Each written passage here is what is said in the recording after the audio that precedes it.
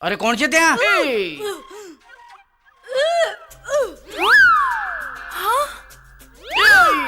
કરી લ્યો કરી લ્યો કરી લ્યો. કઈ આડું અવડું ખવાઈ ગયું હશે તો બહાર નીકળી જશે. કરો. કેમ?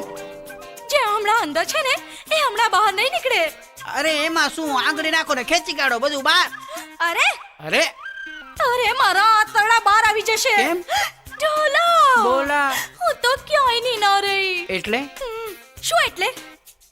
જો હું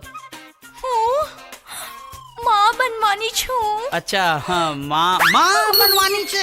પણ એવું કેમ થઈ શકે? તું માં કેમ બની શકે? કેમ?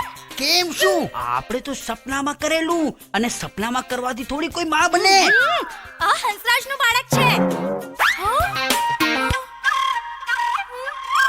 એ દગાબાજ છે.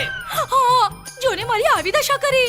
મને હોસ્પિટલમાં ભરતી કરવાના પહેલે પોતે જ હોસ્પિટલમાં ભરતી થઈ ગયો. એટલે જ એનું એક્સિડન્ટ થયું. આવા કાળા કામો કર્યા પછી કોને મોઢું બતાવે? પણ હવે મારે શું કરવું ઢોલા? એ તો સફેદ સાડી પહેરીને કાળું મોઢું કરતા પહેલા વિચારવું તું. હે ભગવાન! એમાં ભગવાનભાઈ શું કરશે? જો મારા હંસરાજને કઈ થઈ ગયું ને તો પછી હું આને કોનું નામ આપીશ? જો તમને વાંધો ન હોય તો હું મારું નામ બદનામ કરવા તૈયાર છું. હે? સાંભળો મારી વાત ધ્યાનથી. નંબર 1, તમારી બેન મરી પરવારી.